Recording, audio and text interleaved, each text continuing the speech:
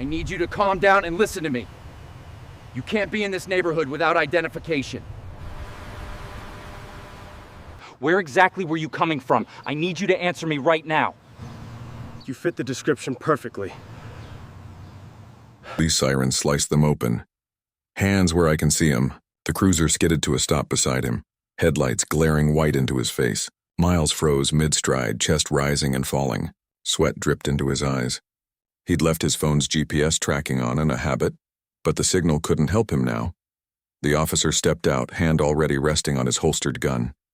A white man, stocky, early 40s. His eyes swept Miles from sneakers to hooded sweatshirt with the cold precision of someone who'd already decided what he was looking at. "Out here casing houses, huh?" the cop said. Miles' voice came steady but low. "I'm jogging." The flashlight hit his face, hard and deliberate. "Yeah? You people got excuses for everything." Something in Miles's chest cracked. Not fear, but fury trying to stay buried. He raised his hands higher, every motion deliberate, rehearsed. The radio hissed, "Unit 211, suspect appears non-compliant." Miles exhaled once. "Officer," he said evenly, "you're detaining a federal prosecutor." The cop blinked. The moment wavered, authority colliding with disbelief. The siren light flickered red across his face, washing his jaw in something ugly and uncertain. Then the officer's hand twitched toward the cuffs. Miles didn't move. He just watched. Silent. Unyielding. A single thought burned through the roar in his ears. They'll hear this story. One way or another. The air was thick with humidity, the kind that glued fabric to skin. Miles Carter moved through it like a metronome, steady, deliberate, every breath counting down the last stretch of his nightly run. He preferred running late. Fewer people, fewer looks. Street lamps threw fractured pools of light over manicured lawns. The sound of his sneakers hitting the pavement was clean, constant. Then, a flash of blue in his peripheral vision. The cruiser swung around the corner too fast, tires whispering against the asphalt.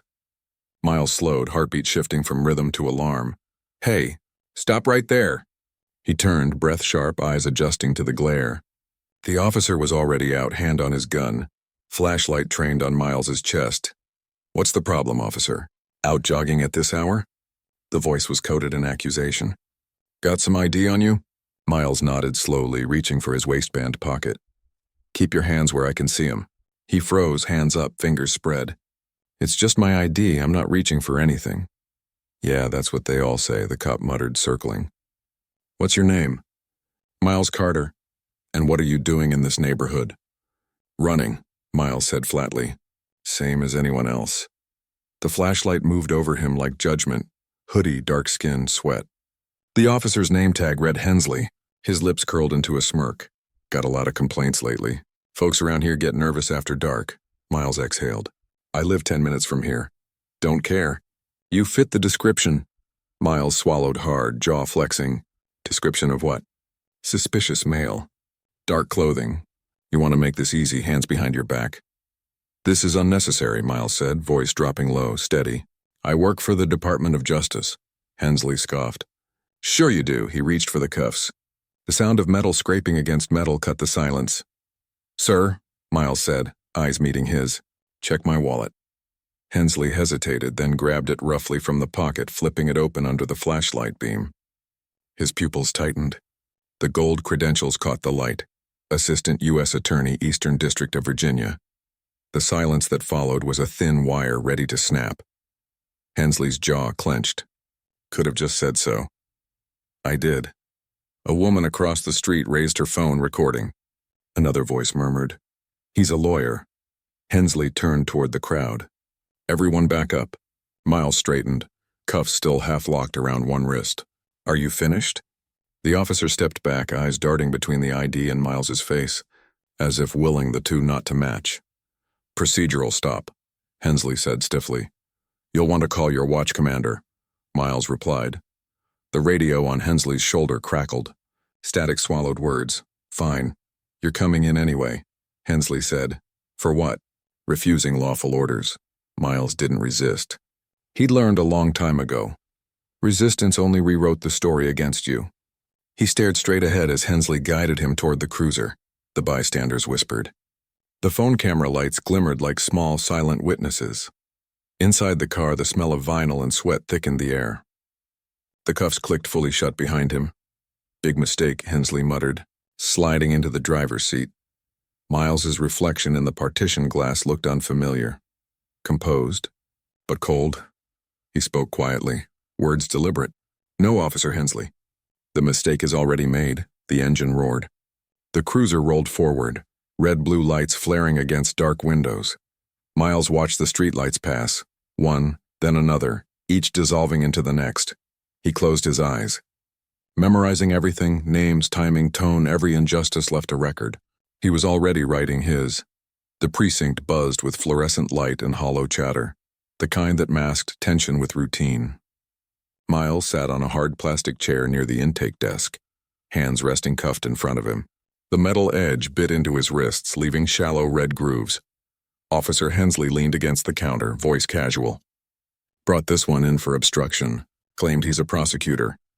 The desk sergeant, a heavy-set man in his 50s with graying temples, looked up. His eyes paused on Miles longer than necessary. "You ran his ID?" "Getting there." Hensley dropped the wallet onto the counter with a slap. "Guy had credentials." "Could be fake." Miles said nothing. The room smelled of burnt coffee and disinfectant. Every noise, the clicking keyboard, the buzz of the vending machine, felt amplified. The sergeant picked up the badge, squinting. "Assistant U.S. Attorney, Eastern District." He looked up again, quieter. "That right?" Miles' voice was even. "It is," Hensley chuckled. "Yeah, and I'm the president." The sergeant frowned. "Brad, go run this through CJIS now." Hensley hesitated. "You serious?" "Now," the sergeant repeated. As the officer walked off, the sergeant lowered his voice. "Look, Mr. Carter, I don't know what went down out there, but keep it cool. You know how these things get messy." Miles' eyes lifted. "Messy for who?" A pause. The sergeant didn't answer. 10 minutes passed. Then 20. The door creaked as Hensley returned, paper in hand, face tight. "He checks out."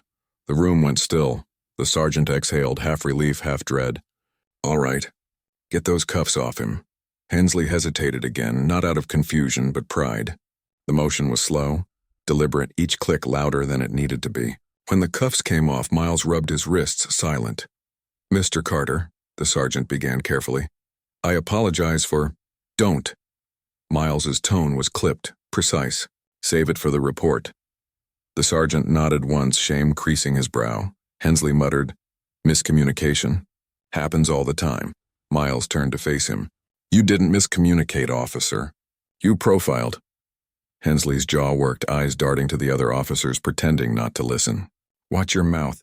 Miles stepped closer, voice low but cutting. "You cuffed a federal prosecutor because you saw a black man in a hoodie. Tell me which part was procedure." The air tightened. The sergeant cleared his throat. "Brad, that's enough." Hensley sneered, then turned away, retreating toward the lockers. The sergeant waited a beat before leaning in. "You want to file a complaint?" Miles met his gaze. "You already know the answer." The sergeant sighed, lowering his voice further. "Word of advice, and sometimes it's better to let these things go. You start something, they'll close ranks fast. Paperwork disappears. Cameras get misplaced."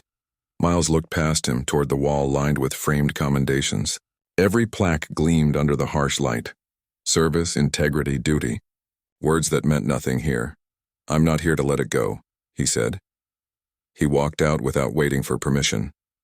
Outside, the night had cooled, the rain returning in soft, needling drops. The cruiser that brought him was still parked out front, engine idling. Hensley sat inside, tapping on his phone. Miles paused beside the car, looking in. The officer looked up, smirk gone, replaced by something unreadable. Miles spoke through the open window. "You'll see me again, Officer Hensley." "Is that a threat?" "No," Miles said, voice calm. "A promise." He turned away before the response came. The city's federal courthouse stood 5 blocks east. Lights off at this hour. The sight of it, tall, sterile, indifferent, felt heavier than before. As he walked, his phone buzzed in his pocket. Missed calls. His colleague, Priya, from the office. 3 voicemails. He pressed play. "Miles, where are you? We saw something online. A report about an arrest matching your description. Please tell me it's not—" He stopped the playback. His jaw clenched. Someone had already leaked the incident. When he reached his car, the reflection in the window caught him. Sweat-damp shirt, red wrists, eyes that didn't blink for too long. He sat in the driver's seat and let silence settle, deep and suffocating. Everything he'd built, the cases, the reputation, the faith in the law, had cracked tonight. He thought of his father, a history teacher who used to say, "The law protects who writes it." Miles started the engine. The dashboard light flared blue, he whispered to himself, almost inaudible. "Then it's time I start rewriting." The wipers swept across the windshield, clearing the thin film of rain, but not the image burned behind his eyes. The office smelled like old paper and burnt coffee, the scent of bureaucracy hiding behind formality. Miles Carter sat in his glass-walled office, blinds half closed. His suit was crisp, but his face carried the dull exhaustion of someone who hadn't slept since the arrest.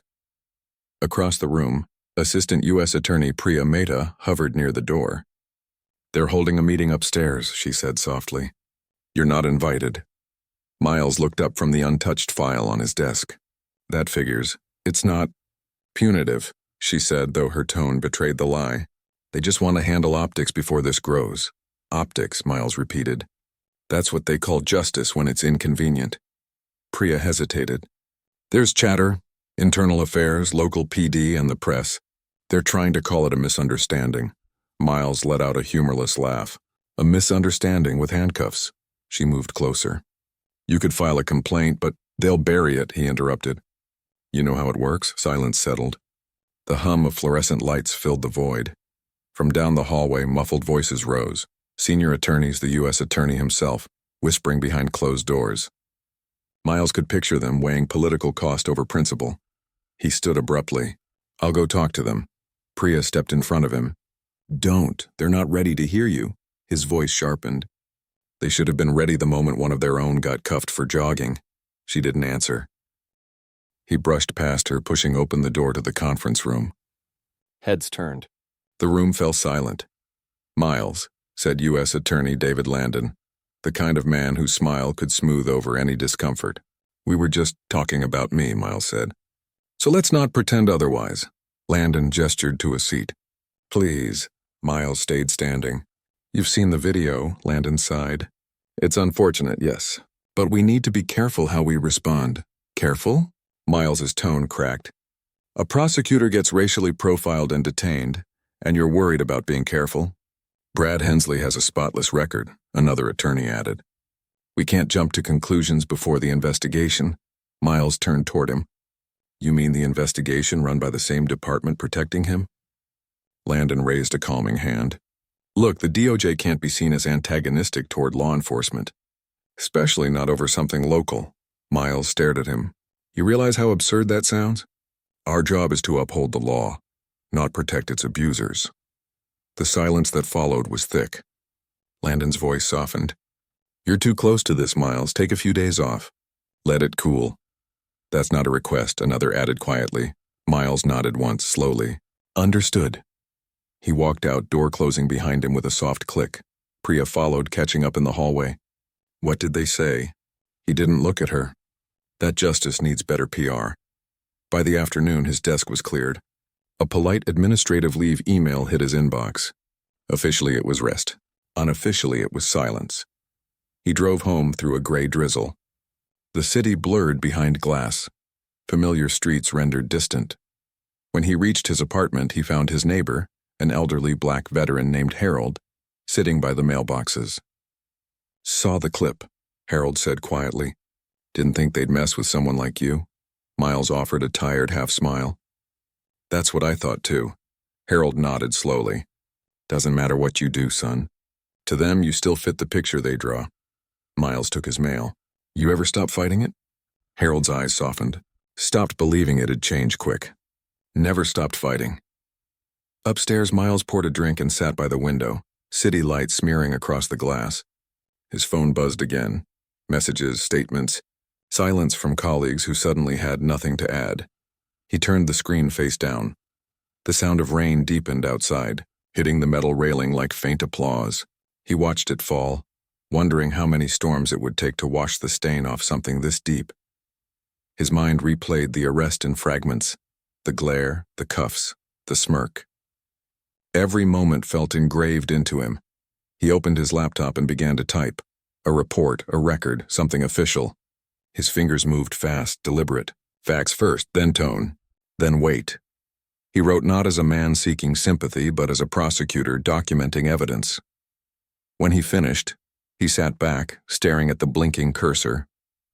He saved the file, Case Hensley Incident.docs. For a moment, he imagined the chain reaction that file might cause. Then he closed the lid. Outside, thunder cracked once, sharp.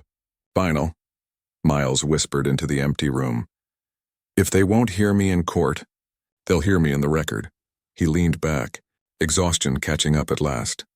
The rain kept falling, steady, unending. The morning broke with noise, not from the street, but from the screen. Miles woke to a vibrating phone. Dozens of notifications stacked like an avalanche. Twitter, news alerts, texts from unknown numbers. At first he didn't understand. Then he saw the thumbnail. A still frame, his own face lit by red-blue police lights, jaw tight. Eyes locked forward. The caption, Black Jogger arrested by officer in Fairfax. It turns out he's a federal prosecutor. The video had gone viral overnight. Over 500,000 views. He clicked play. The sound of the officer's voice, "You people got excuses for everything," rang through his apartment. He stopped it halfway. The air felt thinner. His phone buzzed again. "Priya," he answered. "Miles, it's everywhere. CNN, MSNBC, even Fox." "I didn't post it," he said flatly. "I know. Someone from the neighborhood did." "You should see the comments." "I shouldn't," he interrupted. There was silence on the line, then her soft voice. "The U.S. Attorney's Office is panicking." Landon called a press briefing. "They're labeling it a miscommunication during a lawful stop." Miles let out a low laugh, more disbelief than humor. "Of course they are." He turned toward the TV and flicked it on. Every channel carried the story. A shaky cell phone clip, a freeze frame, a news anchor using the word alleged too many times. Then came the panel discussion. One former cop defending standard procedure, another talking about context, a third saying, "We can't ignore the racial optics. Optics again. Always optics." His phone vibrated once more. A new message from an unknown number. "You're a disgrace. Stop playing the victim." He deleted it without reading the rest. By noon, reporters had gathered outside his apartment building. Cameras, microphones. He stayed inside. Blinds drawn, then the knock came, sharp measured. Not press. He opened the door. The woman standing there wore no camera badge, just a calm expression and a small recorder in her hand. "Mr. Carter, I'm Leah Reyes, Washington Tribune. May I come in?" He hesitated. "I'm not giving a statement." "Understood," she said. "Then just listen."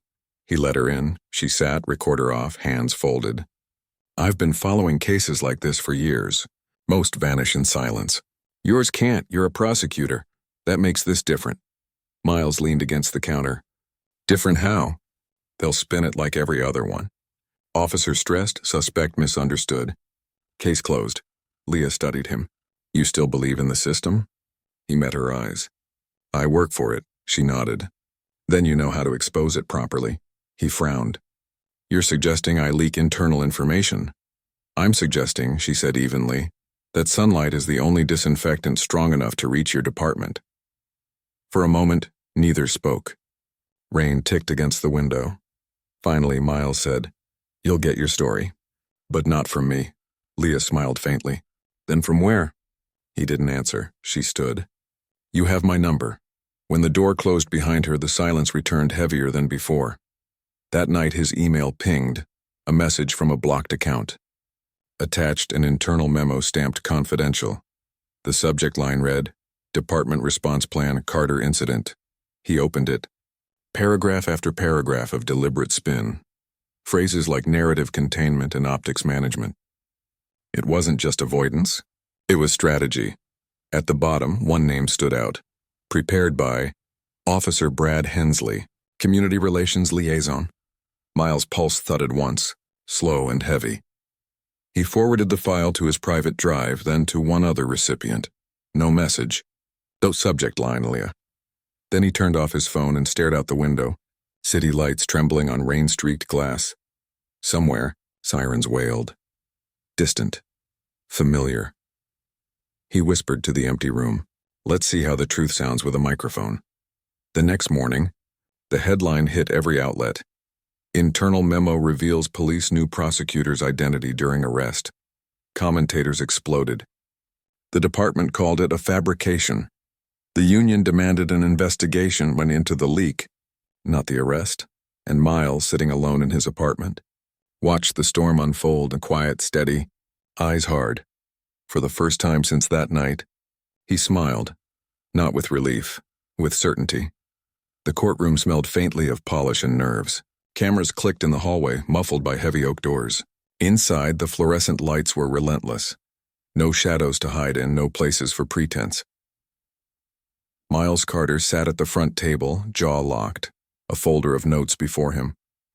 Across the aisle, Officer Brad Hensley leaned back in uniform, flanked by the police union's attorney. His expression was calm, too calm, like someone certain the rules still bent his way. The inquiry board sat elevated, 5 officials in dark suits, badges glinting under the lights. One of them cleared her throat. "We're here to address the allegations of misconduct and racial bias during the detainment of Assistant U.S. Attorney Miles Carter." Hensley's lawyer, a man with gray hair and a polished smirk, rose first. "Let's be clear. My client acted on reasonable suspicion.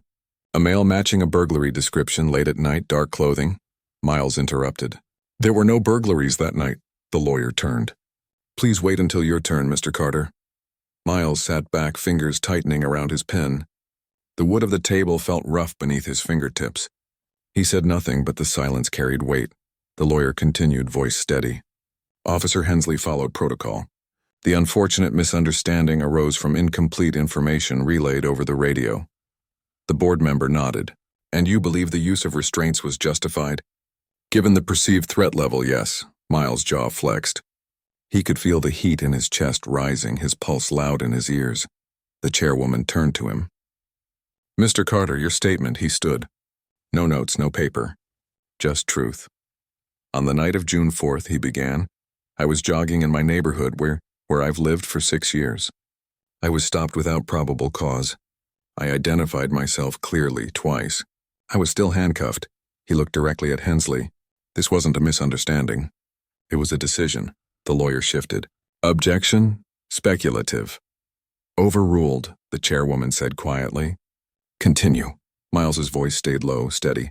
"I've prosecuted men for less deliberate misconduct. Officer Hensley had full discretion that night, and he used it to humiliate me. Not because he was afraid. Because he could." The words landed heavy. No one moved. Hensley leaned forward, finally breaking the silence. "You think this is about race? You think every cop's a racist when they do their job?" Miles met his gaze. "No. I think some hide behind the badge when they cross the line." A murmur rippled through the audience. Journalists scribbled. Cameras blinked red from the back row. The chairwoman raised a hand. "Officer Hensley, you will respond only when—" Hensley cut her off. "He wants to ruin my career because I stopped him like anyone else. He's using this for attention." Miles's voice sliced through the noise. "You're right about one thing. You stopped me like anyone else. That's the problem." The words hung in the air like smoke. The chairwoman's gavel struck once, sharp. "That's enough," the lawyer whispered to Hensley, face tightening. After a pause, the board adjourned for recess. The crowd exhaled. Priya approached from the aisle, whispering, "That line's going to be everywhere by tonight." Miles didn't smile. "Good." Outside the courthouse, microphones waited. Questions flew. "Do you plan to sue? Will you resign from DOJ? Do you think the officer will face charges?" He said nothing. Just pushed through, coat collar high, eyes forward. Behind him, Hensley stopped on the courthouse steps, cameras catching the faint tremor in his jaw. A reporter shouted, "Officer, did you know he was a federal prosecutor?" Hensley's mouth opened, then closed. The silence was answer enough. That clip would replay on every major network that night. Inside his apartment, Miles watched it once, not for satisfaction, but clarity. The system was speaking now, though still in its coded, hesitant language. Priya called again. You made them listen, she said. No, Miles replied. I made them look. He hung up, eyes fixed on the TV screen. The still image of him standing at that table, voice mid-sentence. Caption beneath in bold. Prosecutor confronts officer at racism hearing. You stopped me like anyone else. He turned off the screen. The silence that followed wasn't relief. It was the eye of the storm. The city didn't quiet after the hearing, it roared. Headlines, think pieces, late-night commentary. Everyone had an opinion, but no one carried the weight like Miles did. He sat in his apartment, lights off, the only glow coming from the muted television. The Chiron scrolled endlessly. Justice Department prosecutor faces backlash over racism hearing. His phone buzzed again, the 20th call that day. This one from his mother. He hesitated before answering. Miles, baby. Her voice came soft but trembling. I saw you on TV, Lord, what did they do to you? He closed his eyes. I'm fine, Mom. You don't sound fine, I'm just tired. She paused. Your father would have been proud. But he'd tell you the same thing I will. These people don't forgive truth-tellers. Be careful. I know, do you? She said, voice rising slightly. You think they'll let this slide? They'll come for your job next. He looked toward the stack of unopened mail on his table. Letters from his office marked internal review. They already are. A long silence followed. Then quieter. You remember what your father said the day you got that badge? Miles' throat tightened. That the law protects whoever it belongs to. That's right. So if you want it to protect you, son, you better make sure it belongs to you. Don't let them take that from you. He nodded, though she couldn't see. I won't. After the call, he sat motionless for several minutes, the weight of her words pressing harder than the headlines. Later that evening, Priya came by unannounced. Her eyes carried the same fatigue as his. You've seen the email? Which one? The one from Landon. Administrative reassignment. Effective immediately. Miles let out a dry laugh. They're benching me for doing my job. They're scared, she said. You've become a liability. He turned away. I became a reminder. She watched him for a moment. You can still leave this behind, you know. Let it cool down. Transfer offices. Start fresh. Miles shook his head. No fresh starts. Just unfinished ones. Then at least don't do it alone, she said quietly. He met her gaze. I already am. The silence between them said everything else, and the distance forming. The fear she couldn't hide. When she left, the apartment felt emptier than before. The next morning, a thin envelope slid under his door. No return address. Inside, a single printed message. You'll regret this. Stay in your lane. He read it once, folded it neatly, and placed it in a file labeled Threats. Retain for record. His face didn't change. At work, the atmosphere was radioactive. Conversation stopped when he entered a room. No one looked him in the eye. The air smelled faintly of toner and cowardice. Landon finally called him in. Miles, this situation's escalating, Landon said, rubbing his temple. I've been told to advise you to refrain from further public comment. Miles sat still. And if I don't? Then they'll move for disciplinary review. For speaking truth under oath? For destabilizing relations with law enforcement, Landon said, the bureaucratic phrasing rolling off his tongue like habit. Miles stood. You don't even hear how that sounds, do you? Landon's face hardened. You're a good attorney, Carter. Don't throw that away over principle. Miles's answer was soft, dangerous. Principle is all I've got left. He walked out before Landon could respond. By the time he got home that night, the exhaustion wasn't physical anymore. It was the kind that lived under the skin, a weight that didn't lift even in sleep.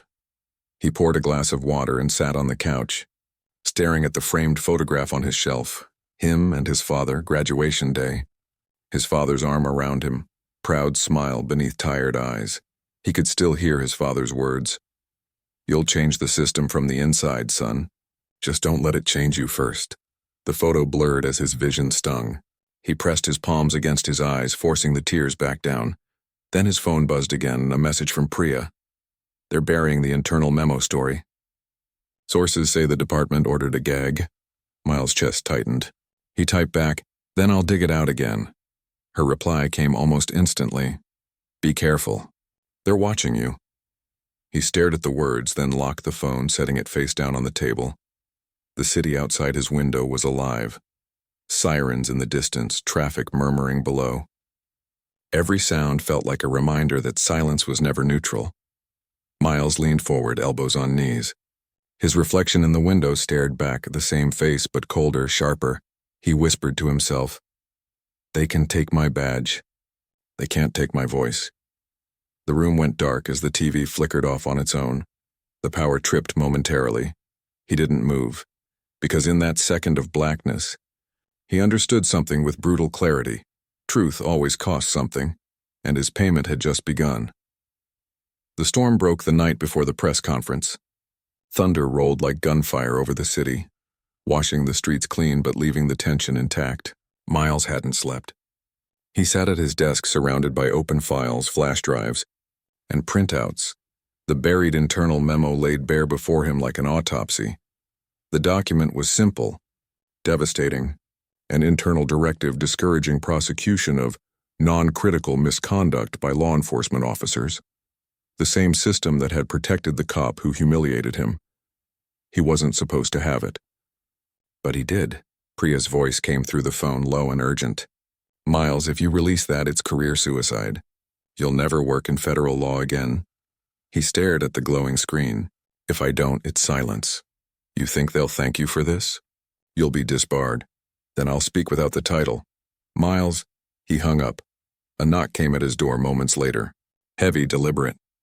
He froze, heart slamming against his ribs. Then came a voice, calm, official. "Mr. Carter, this is Agent Keene. We need to ask a few questions." He looked around, quickly sliding the flash drive into the lining of his jacket.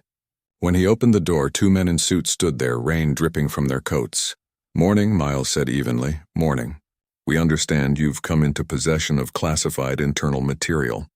"That's a serious breach." "Is it classified?" Miles asked. "Or just inconvenient?" The taller agent's jaw tightened. "We can discuss that downtown. Then get a warrant." He started to close the door, but the agent's foot stopped it.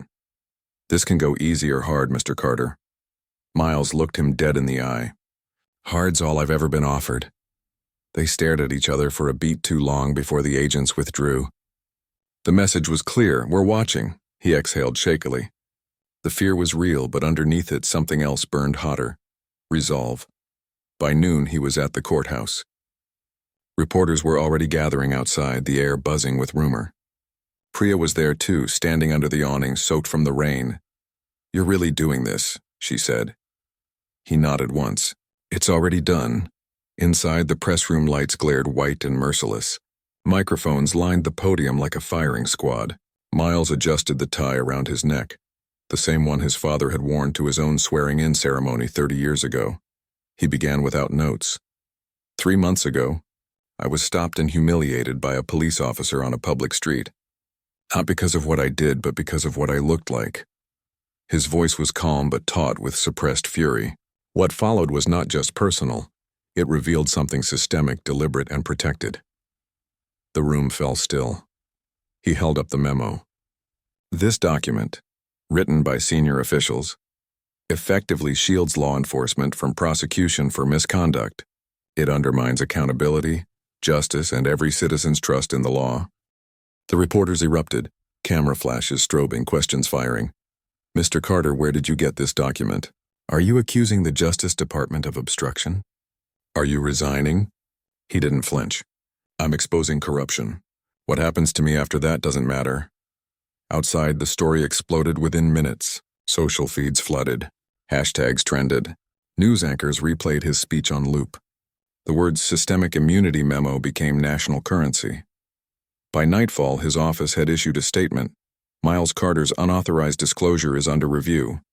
The department does not comment on internal personnel matters. Translation: He's done. Priya called again. Her voice trembled. "You've started a fire you can't control." "Good," he said. "Maybe it'll burn what needs burning." There was a pause. "They've suspended me too, Miles." He froze. "What?" "They said I enabled the leak. My clearance is revoked." His stomach sank. "Priya, I don't apologize," she said quietly. "Just make it worth it." Then the line went dead. That night, Miles walked the city alone.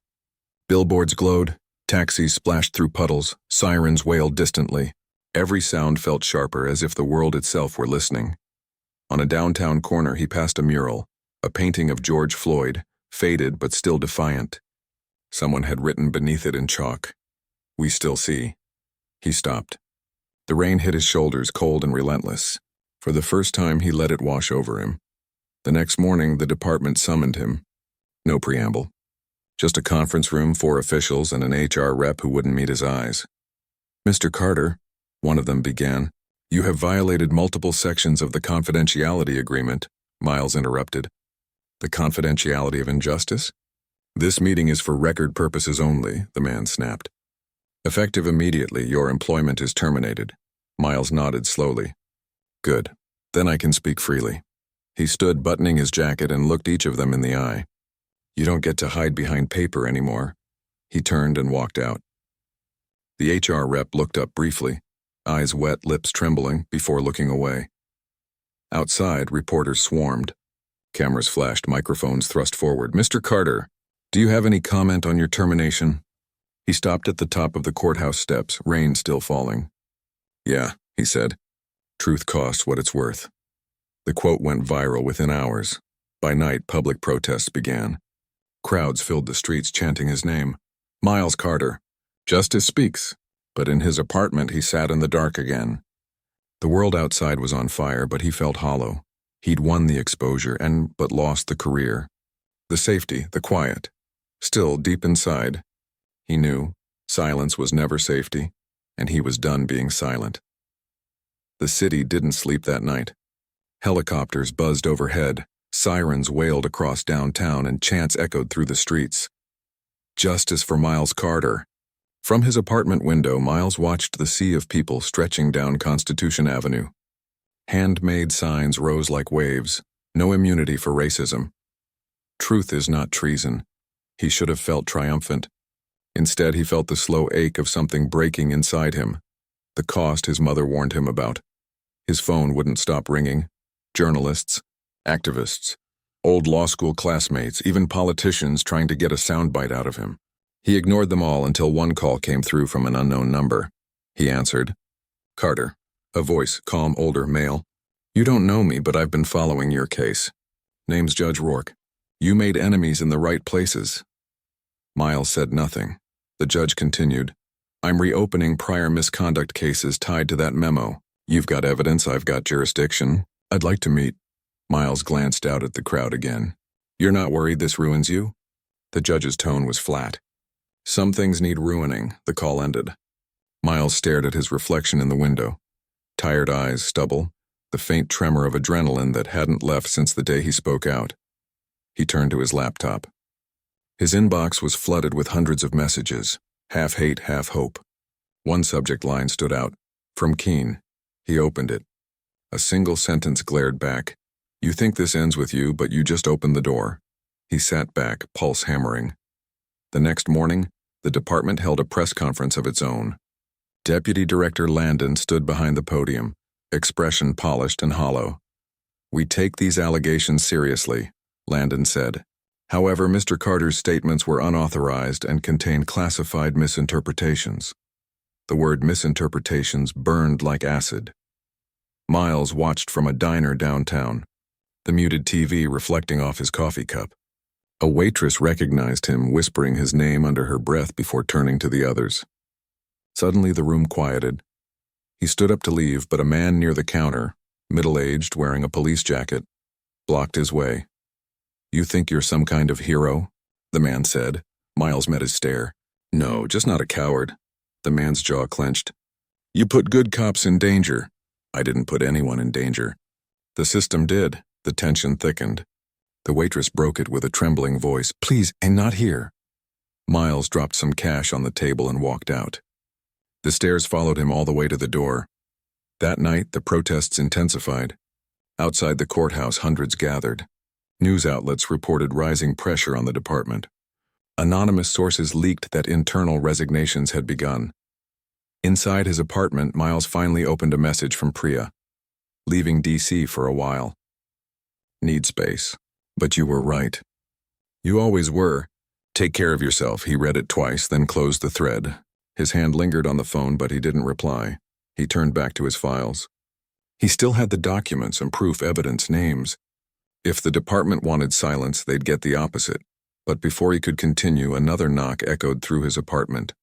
Slow, heavy, he froze. Then, a voice. "Mr. Carter?" "This is Judge Rourke." Miles opened the door. The old judge stood there, soaked from the rain, hat in hand. "Didn't think you'd actually come," Miles said. Rourke stepped inside, eyes scanning the walls plastered with notes, articles, timelines. "You've built a case stronger than you realize. That memo wasn't isolated. It's tied to a federal oversight rollback program." "That's your next fight," Miles frowned. "You're saying it goes higher?" "Much higher," Rourke said. "And now the country's watching. You have one window, use it. For the next 2 hours, they planned an independent motion to petition for an oversight committee, backed by leaked documentation and sworn statements." When Rourke left, Miles stood at the door watching him disappear into the rain. He whispered to himself, "It's bigger than me now." The next day, the storm finally broke, not in the sky, but in the news breaking. DOJ announces independent investigation into officer misconduct program following whistleblower leak. Social media exploded. Supporters rallied nationwide. Landon resigned.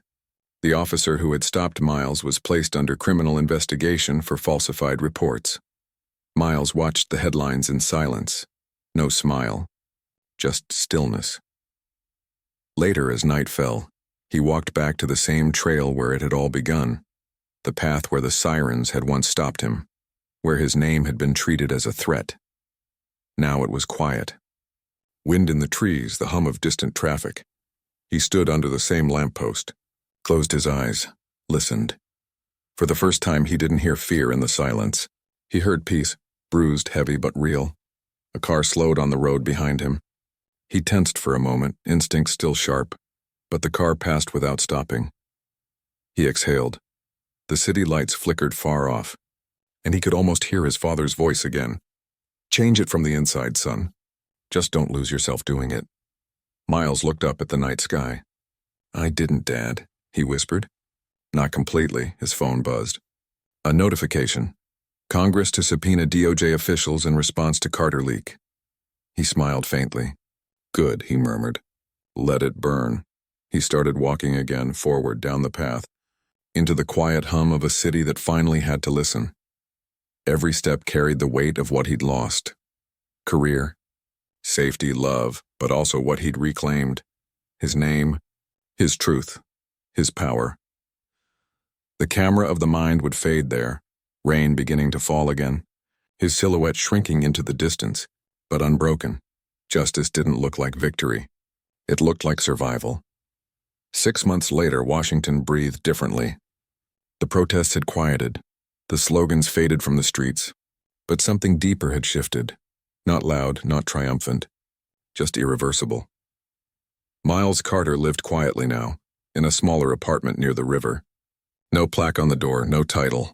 Just a desk, a stack of legal journals, and a phone that still rang more often than he liked. He'd become an unofficial reference point. Journalists, activists, even young prosecutors came to him for advice. They called him the man who cracked the code. He hated the phrase. There was no code, only courage, and the cost it demanded. Every morning he jogged the same trail where it had all started. People still recognized him sometimes. Some nodded in silent respect. Others looked away. He didn't blame either group. He'd learned that courage made everyone uncomfortable, including those who cheered it.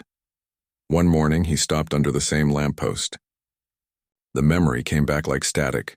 The officer's voice, the hand on his chest, the feeling of being small. It didn't sting anymore. It echoed. His phone buzzed. A message from Judge Rourke. Committee approved the bill. Independent review board passes next week. Miles stared at the text, then at the horizon breaking open with early sunlight. He smiled. Small, private, real. Later that afternoon, he met Priya at a cafe by the courthouse. She looked lighter, freer, civilian clothes instead of a badge. "Congratulations," she said. "You lit the fuse." "Now it's law," he chuckled softly. "Funny, I thought they'd bury it." "They tried," she said. "But people kept asking the right questions. Silence hung for a moment, comfortable this time. "You ever think about coming back?" she asked. Miles looked past her, to the courthouse steps where he'd once faced a wall of cameras. "No," he said. "You don't rebuild trust from inside the wreckage. You build beside it," Priya nodded. "You're still fighting," he smiled faintly. "Different weapons now." They sat a while longer, two people who'd survived the same storm watching the city exhale. When they parted, Priya hesitated before walking away. "You were right," she said. "Silence was never safety," he nodded. Neither was obedience. That night, back home, Miles opened his laptop. The cursor blinked over a blank document titled Testimony. He began typing. Not for the court, not for the press, but for memory. For truth that needed permanence. They said the system was too big to change. They were wrong. It only took one voice refusing to be small. He paused. His reflection stared back from the dark screen. Older, scarred, but steady. Outside, the river moved like slow glass under the streetlights. The city murmured. Cars, laughter, distant echoes of protest chants fading into history. Miles leaned back, closed his eyes, and breathed. The world hadn't become fair. It had become awake. He reached for the photo on his shelf. Him and his father, still smiling, still proud. The glass was cracked now from a move months ago, but he never replaced it. Some things were meant to stay imperfect. Reminders that even truth carries fractures. He set the picture back down and whispered, "We did it our way." Then for the first time in months, he slept soundly. Outside his window, a siren wailed. Not a warning this time. Just part of the city's pulse. The same system that once silenced him now had to answer because of him. And though history would turn the page, one fact would remain carved into its margins. One man refused to bow when made a nation look in the mirror.